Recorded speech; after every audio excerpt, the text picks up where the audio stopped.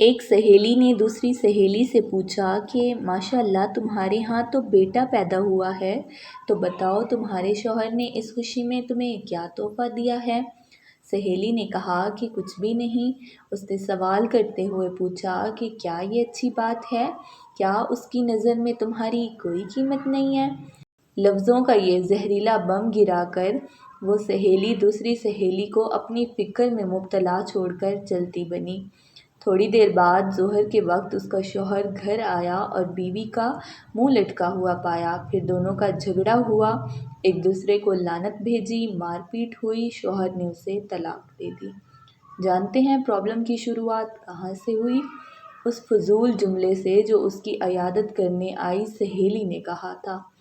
اسی طرح زید نے حامد سے پوچھا، تم کہاں کام کرتے ہو؟ حامد نے جواب دیا کہ فلاں دکان میں۔ ماہانہ کتنی تنخواہ لیتے ہو؟ حامد نے کہا کہ 18,000 روپے۔ زید نے کہا 18,000 روپے؟ بس تمہاری زندگی کیسے کٹتی ہے اتنے پیسوں میں؟ حامد نے گہری سانس کھینچتے ہوئے کہا کہ بس یار کیا بتاؤں۔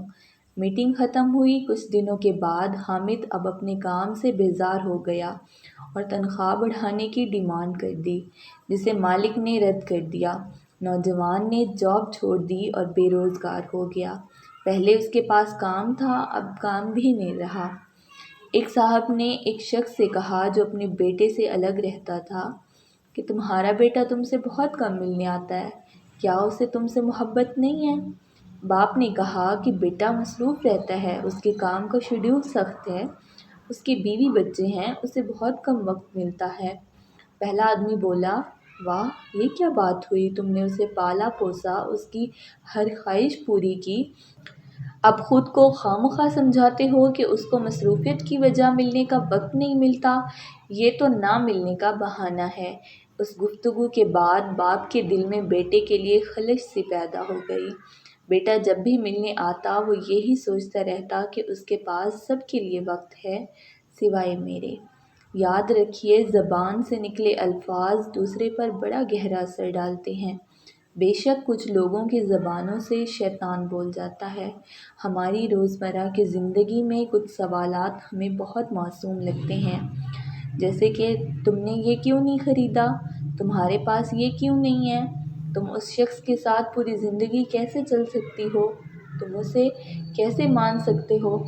اس طرح کے بیشتر سوالات نادانی میں یا بلا مقصد ہم پوچھ بیٹھتے ہیں، جبکہ یہ بھول جاتے ہیں کہ ہمارے یہ سوالات سننے والے کے دل میں نفرت یا محبت کا کون سا بیج بو رہے ہیں۔ آج کے دور میں ہمارے ارد گرد یا گھروں میں جو فسادات ہو رہے ہیں، ان کی جڑ تک جایا جائے تو اکثر اس کے پیچھے کسی اور کا ہاتھ ہوتا ہے۔ وہ یہ نہیں جانتے کہ نادانی میں یا جان بوجھ کر بولے جانے والے جملے کسی کی زندگی کو تباہ کر سکتے ہیں۔ فساد پھیلانے والے نہ بنیں۔ لوگوں کے گھروں میں اندھے بن کر جاؤ اور وہاں سے گونگا بن کر نکلو۔ یہی انسانیت ہے اور یہی میرے خیال میں بیسٹ چیز ہے جو ہم آج کے دور میں کر سکتے ہیں۔ ہم کسی کے ساتھ بھلائی نہیں کریں کیونکہ ہم کر ہی نہیں سکتے، ہم کسی کے ساتھ اچھائی نہیں کریں کیونکہ ہماری فرصت ہی نہیں ہے، ہم اچھائی نہیں کر سکتے، مگر ہم کسی کے ساتھ برائی نہیں کریں۔ اگر ہم اچھائی نہیں کر پا رہے، اگر ہم کسی کے ساتھ اچھا نہیں کر پا رہے تو ہمیں اس کے ساتھ برا بھی نہیں کرنا چاہیے۔ اور کہتے ہیں نا کہ اگر آپ کسی کو فائدہ نہیں دے سکتے تو اس کو نقصان بھی نہیں دیں۔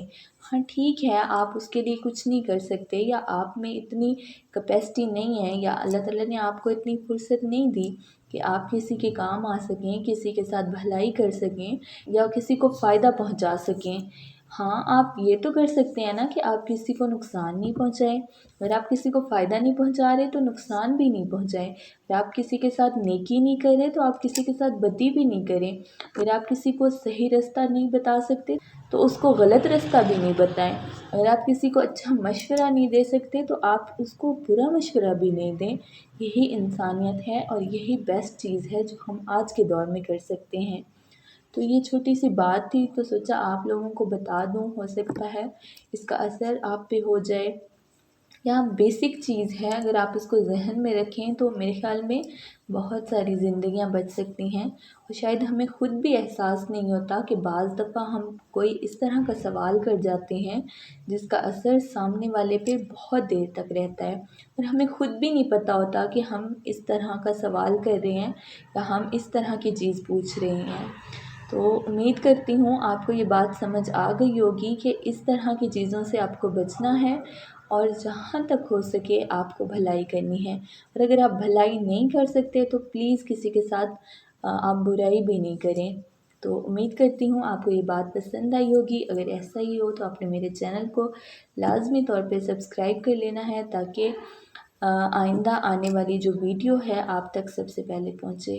تو انشاءاللہ پھر ملیں گے ایک نئی سٹوری کے ساتھ، ایک نئی کہانی کے ساتھ، ایک نئے ٹاپک کے ساتھ، ایک نئے واقعے کے ساتھ۔ تب تک آپ لوگوں نے اپنا بہت زیادہ خیال رکھنا ہے۔ فی امان اللہ، اللہ حافظ۔